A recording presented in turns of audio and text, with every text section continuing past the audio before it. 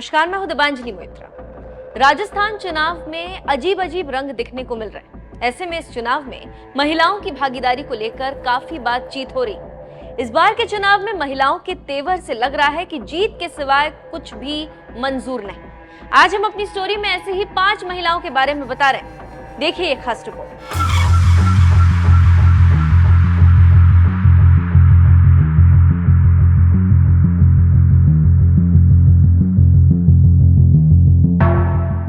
राजस्थान चुनाव जोरों पर है और राजस्थान की जनता अपने मताधिकार का प्रयोग 25 नवंबर को करने वाली।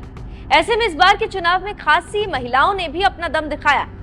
ऐसे ही 5 महिलाओं के बारे में हम आपको बताने जा रहे हैं। इसमें पहला नाम दीप्ति माहेश्वरी का है। दीप्ति माहेश्वरी बीजेपी राजस्थान में राजसमंद की सीट से वर्तमान विधायक दीप्ति माहेश्वरी को दूसरी बार चुनाव लड़ा रही। उनकी मां दिवंगत किरण माहेश्वरी मंत्री रह चुकी, वो बड़ा नाम है। बीजेपी की उम्मीदवार दीप्ति किरण माहेश्वरी ने राजसमंद उपचुनाव 2021 में कांग्रेस के तरसुख बोहरा को हराया था। उपचुनाव में बीजेपी इस सीट पर कब्जा बरकरार रखने में सफल रही। यहां पर दीप्ति ने 5310 मतों से जीत हासिल की। दीप्ति माहेश्वरी की पहचान अब तक तो सिर्फ पूर्व दिग्गज बीजेपी नेत्री किरण माहेश्वरी और सीए सत्यनारायण माहेश्वरी की बेटी के तौर पर होती आ रही थी, मगर अब दीप्ति माहेश्वरी राजसमंद सीट से चुनाव लड़ रही। ये मूल रूप से पड़ोसी जिले उदयपुर की रहने वाली।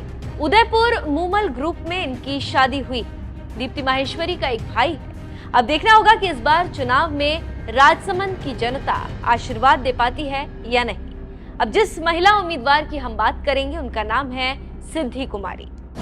सिद्धि कुमारी बीकानेर राजघराने की पूर्व महारानी सिद्धि कुमारी बीजेपी की विधायक। बीकानेर पूर्व से 2008 से लगातार 3 बार वो विधायक रह चुकी। इस बार भी बीजेपी ने इन्हें बीकानेर पूर्व से मैदान में उतारा।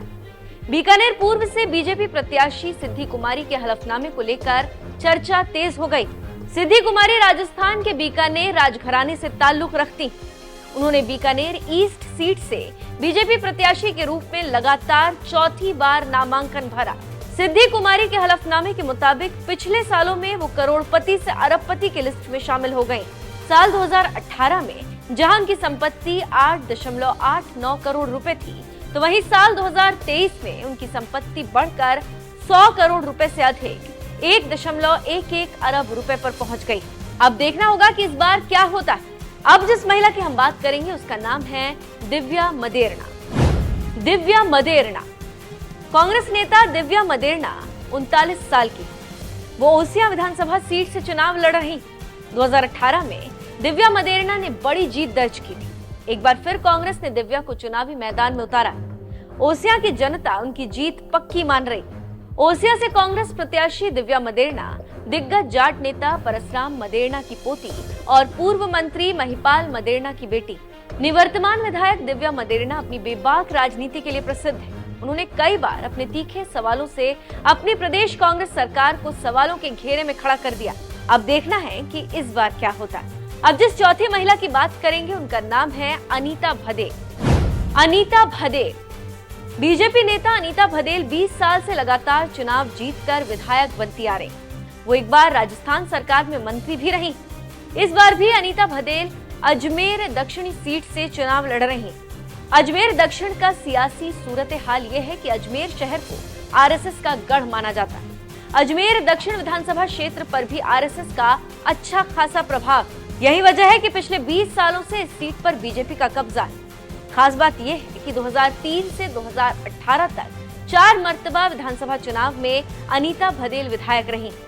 भदेल ने 2003 में पहली बार विधानसभा का चुनाव लड़ा और विधायक बनी। इससे पहले भदेल वार्ड मेंबर और फिर नगर परिषद की सभापति भी रह चुकी। तो आप समझ गए होंगे कि भदेल कितनी ताकतवर है। अब हम आखिर में जिस महिला नेता की बात करेंगे उनका नाम है कृष्णा पुनिया। कृष्णा पुनिया कृष्णा पुनिया वर्तमान में सादुलपुर विधानसभा सीट से विधायक हैं और खेल परिषद के अध्यक्ष। कांग्रेस ने उन्हें फिर से सादुलपुर से मौका दिया।